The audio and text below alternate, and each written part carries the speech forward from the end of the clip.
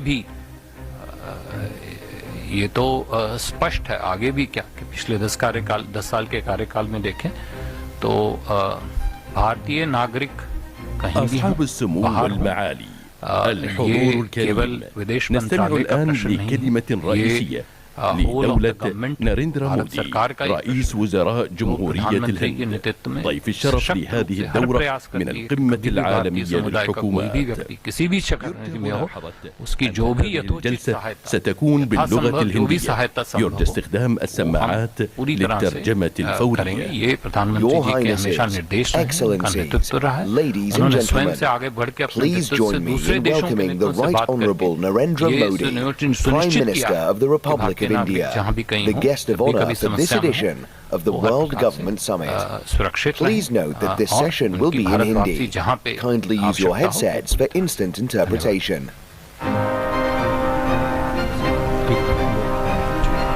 Siddhant and then Vishal. Hello, Foreign Secretary. I'm Siddhant from CNN News 18. Foreign Secretary, last time around in the month of May, if I'm not mistaken, there was an announcement made that MR Group will invest 500 crore in the state of Jammu and Kashmir. Perhaps the plan was to build a mega mall in the state of Jammu and Kashmir. That was a very ambitious project. I would like to know that was it discussed or perhaps any agreements related to that signed during yesterday's meeting.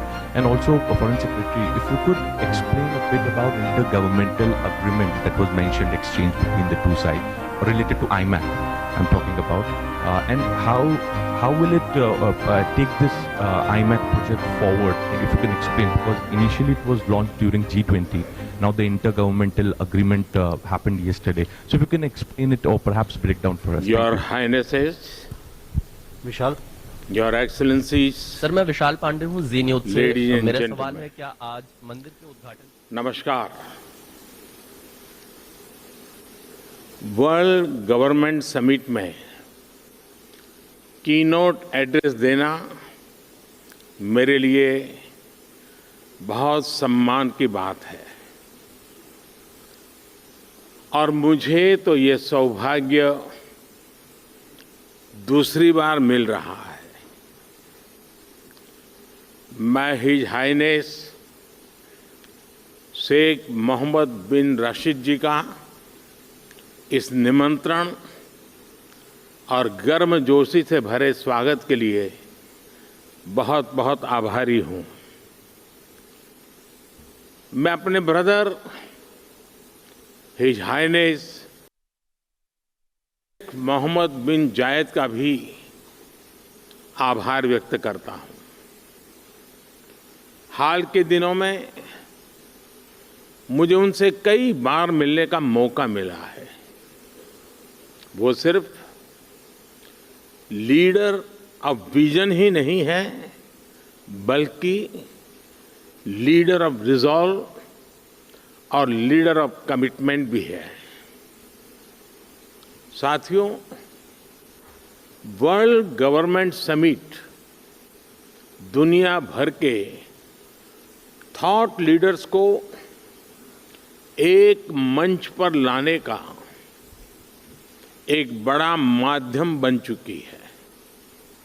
इसमें his highness Sheikh Mohammad बिन राशिद की visionary leadership, उसका बहुत बड़ा role है।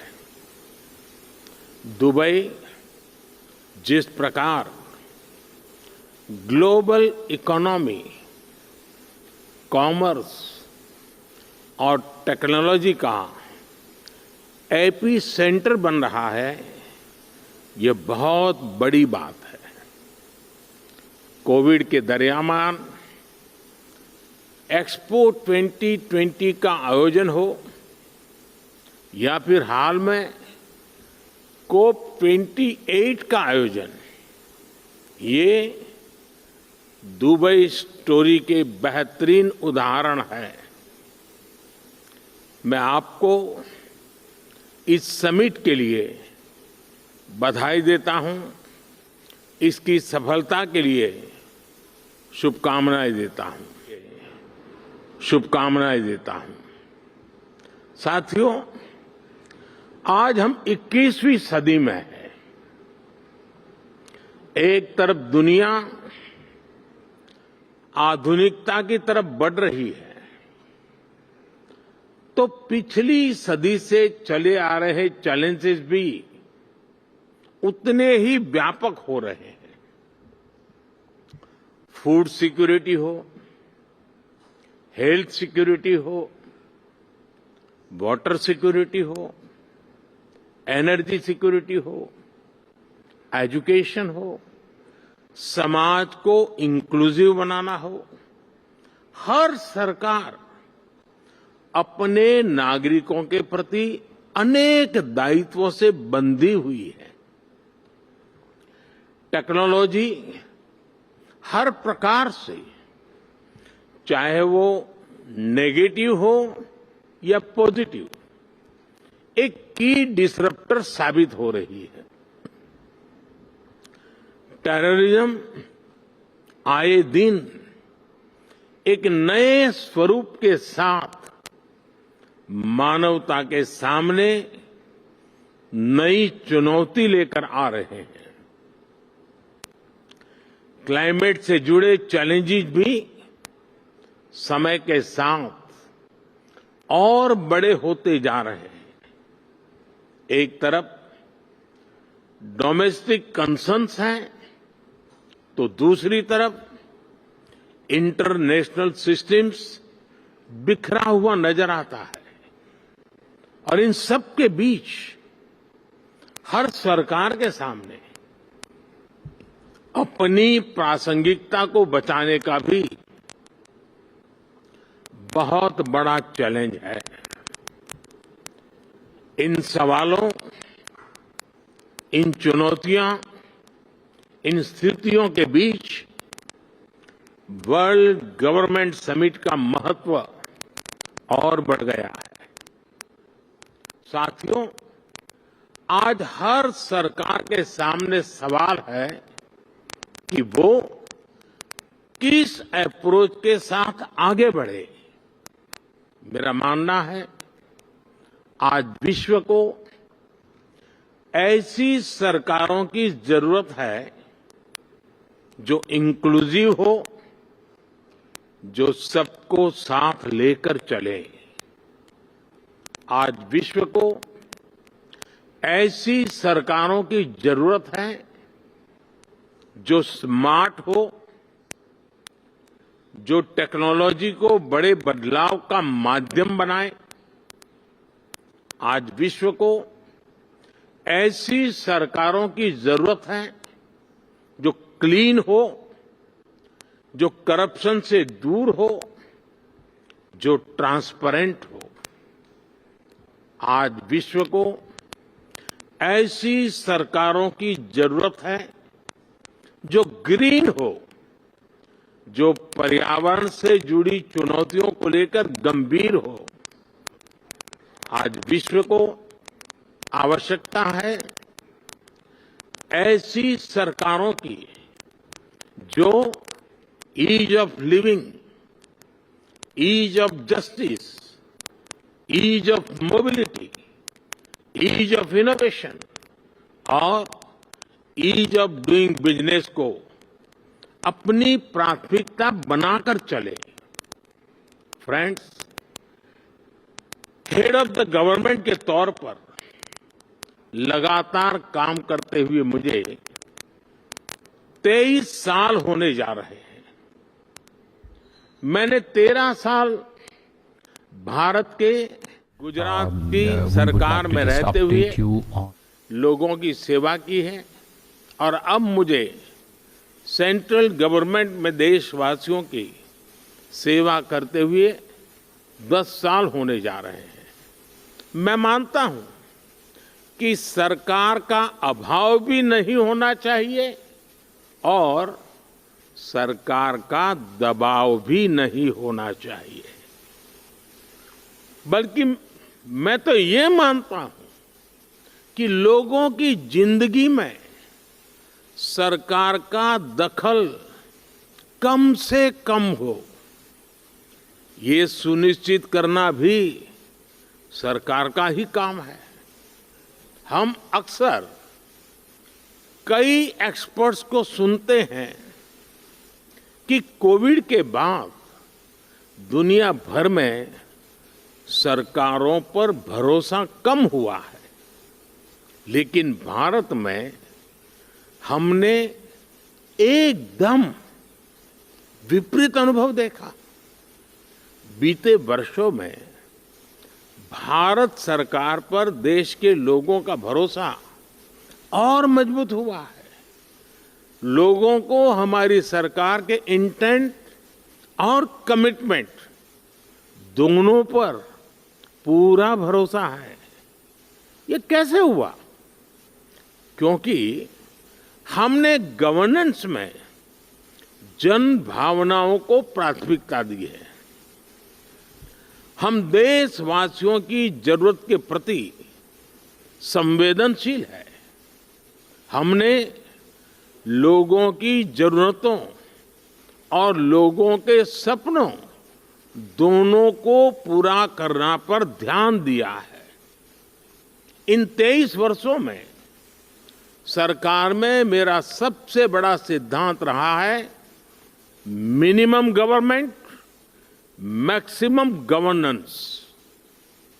मैंने हमेशा ऐसा environment create करने पर जोर दिया है जो नागरिकों में एंटरप्राइज और एनर्जी दोनों को और बढ़ाएं। हम टॉप डाउन और बॉटम अप अप्रोच के साथ साथ होल ऑफ सोसाइटी अप्रोच को लेकर भी चले हैं। हमने होलिस्टिक अप्रोच पर बल दिया, पीपल्स पार्टिसिपेशन को सर्वोच्च प्राथमिकता दी। हमने प्रयास किया कि कोई अभियान भले ही सरकार शुरू करे, लेकिन समय के साथ देश की जनता उसकी बागडोर खुद संभाल ले। जन भागीदारी का इसी सिद्धांत पर चलते हुए हमने भारत में अनेक बड़े ट्रांसफॉर्मेशन देखे हैं। हमारी सैनिटेशन ड्राइव हो, गर्ल एजुकेशन को बढ़ाने का अभियान हो, डिजिटल लिटरेसी हो, इनकी सफलता पीपल्स पार्टिसिपेशन से ही सुनिश्चित हुई है। साथियों, सोशल और फाइनेंशियल इंक्लूजन हमारी सरकार की प्राथमिकता रही है। हमने 50 करोड़ से ज्यादा ऐसे लोगों को बैंकिंग से जोड़ा जिनके पास बैंक अकाउंट नहीं था। हमने उनको जागरूक करने के लिए बड़ा अभियान चलाया। आज इसी का परिणाम है कि आज हम फिनटेक में, डिजिटल पेमेंट्स में बहुत आगे निकल गए हैं। हमने विमेन लेड डेवलपमेंट को बढ़ावा दिया है। हम भारतीय महिलाओं का आर्थिक, सामाजिक और राजनीतिक सशक्तिकरण कर रहे हैं। कुछ महीने पहले ही कानून बनाकर हमने भारत की महिलाओं को पार्लियामेंट में रिजर्वेशन भी दिया है। हम आज भारत के युवाओं के लिए नए अवसर बना रहे हैं, उसके स्किल डेवलपमेंट पर फोकस कर रहे हैं। बहुत कम समय में ही भारत दुनिया का तीसरा सबसे बड़ा स्टार्टअप इकोसिस्टम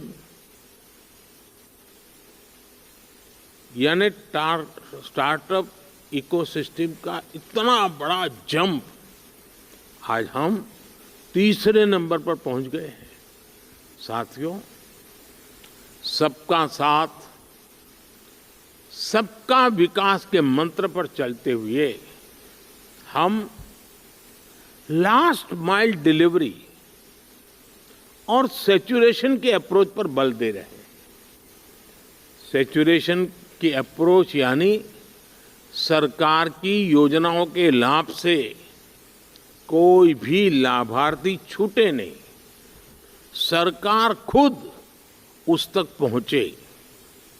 गवर्नेंस के इस मॉडल में भेदभाव और भ्रष्टाचार दोनों की ही गुंजाइश समाप्त हो जाती है।